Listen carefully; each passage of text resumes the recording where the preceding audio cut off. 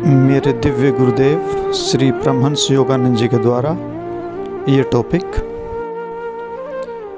भगवत प्रेम का महत्व, ये प्रवचन योगदा सत्संग सोसाइटी ऑफ इंडिया के एक विशेष वार्षिक सभा के दौरान कोलकाता 25 दिसंबर 1961 में श्री दया माता जी के द्वारा दिया गया प्रवचन। प्रियजनों, मैं जीवन के उस अत्य आवश्यक तत्व के बारे में कुछ शब्द कहना चाहूँगी जिसका मेरे संपूर्ण जीवन में अत्यधिक महत्व रहा है। मेरा तात्पर्य है प्रेम, दिव्य प्रेम, प्रभु के लिए प्रेम। इस संसार में प्रेम एक ऐसी वस्तु है जिसे प्रत्येक व्यक्ति खोज रहा है, जिसके लिए प्रत्येक हृदय लालायित है।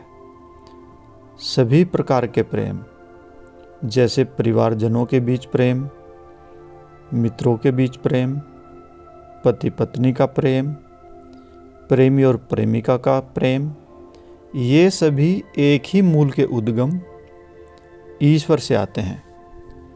सभी प्रकार के मानवीय संबंधों में हम जो प्रेम करते हैं वह और कुछ भी नहीं, केवल उसी एक प्रेम की अभिव्यक्ति है जो कि ईश्वर है। इसलिए हमें ईश्वर को खोजना चाहिए। हम सब प्रेम और आनंद चाहते हैं, हम सभी शांति चाहते हैं और शुद्धतम रूप में ये केवल ईश्वर से ही प्राप्त हो सकता है।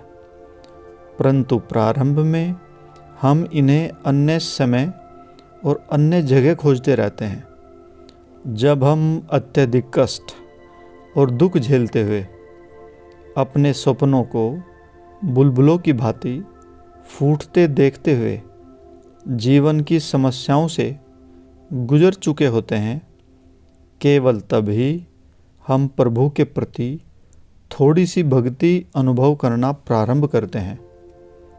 तब हम उसे खोजना आरंभ करते हैं।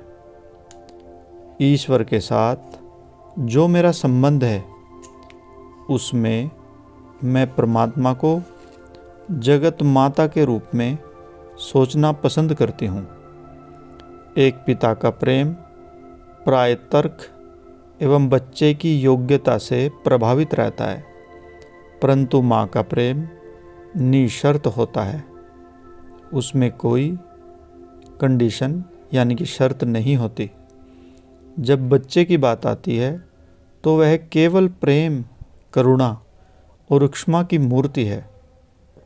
अतः जब हम ईश्वर को परमपिता के रूप में पूजते हैं तो हम उनकी कल्पना सर्वशक्तिमान, विधि विधान बनाने वाले एवं न्याय मूर्ति के रूप में करते हैं। परंतु हम जगत माता के पास एक बच्चे की तरह जा सकते हैं और चाहे हमारी योग्यता जो भी हो, हम उनके प्रेम पर अपना अधिकार जता सकते हैं।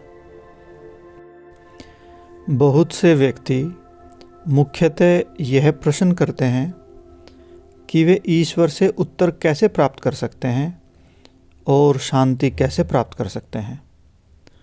साधारण व्यक्ति अपने जीवन की चिंताओं और उत्तरदायित्वों में पहले से ही इतना व्यस्त रहता है कि आंतरिक शांति के बारे में, आत्मा की शांति के बारे में कुछ नहीं जानता।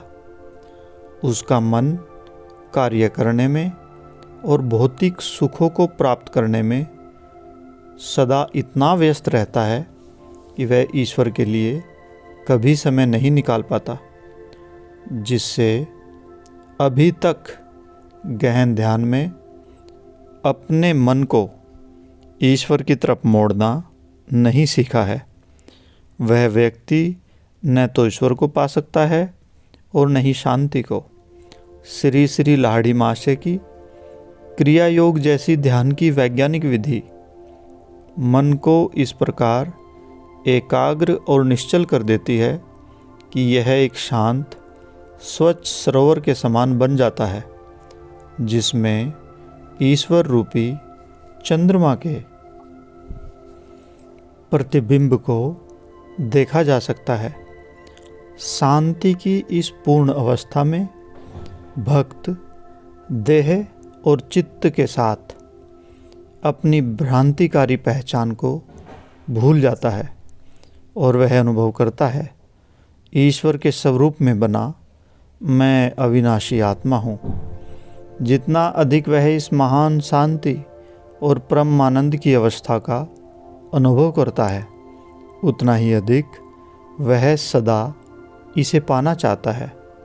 जैसे ही वह ध्यान में गहन से गहनतर गोता लगाता है, वह अपने अंतर में शांति, दिव्य प्रेम और आनंद के एक अथाह सागर को पाता है। अपरिवर्तनशील ईश्वर में स्थित रहें। यदि हम अनुभवों से यह सीख जाते हैं कि हमें कैसा बनना चाहिए, तब चाहे लोग हमारे बारे में कुछ भी कहें या करें, इससे कोई फ़र्क नहीं पड़ता। इस संसार में हम सब ने यही सीखने के लिए जन्म लिया है कि हम वास्तव में एक आत्मा हैं। हम अपने सच्चे स्वरूप को कैसे जान सकते हैं यदि हम इस लघु अहम पर, इस शरीर पर और इस भावुक खिन्न तथा लगातार परिवर्तनशील मन पर विजय प्राप्त नहीं कर लेते। और यह सब किया जा सकता है आत्म अनुशासन के द्वारा और गहरे ध्यान के अभ्यास द्वारा, प्रभु में भक्ति के द्वारा और उसे अपने जीवन का ध्रुव तारा बनाकर उसे एक लक्ष्य पर मन को स्थिर करने के द्वारा। मानव की चेतना सदा किसी न किसी वस्तु पर केंद्रित रहती है। यह काम वासना, धन या संपत्ति भी हो सकती है। हमारे मन को किसी न किसी चीज़ पर तो केंद्रित रहना ही है, चाहे वह कोई वस्तु हो या कोई भावना या फिर हमारी आत्मा। बात इतनी सरल है, हमारा चुनाव क्या होगा? हम भावनाओं को चुनते हैं या किसी वस्तु को या अपनी आत्मा को? हम सबको उस ईश्वर में स्थित रहने का अभ्यास करना चाहिए जो अपरिवर्तनशील है। भगवान कृष्ण ने भगवत गीता में यही ज्ञान दिया है। ईश्वर में स्थित हो जाएं और देखिए कि जीवन का सामना करना कितना सरल हो जाता है। जय गुरु जी।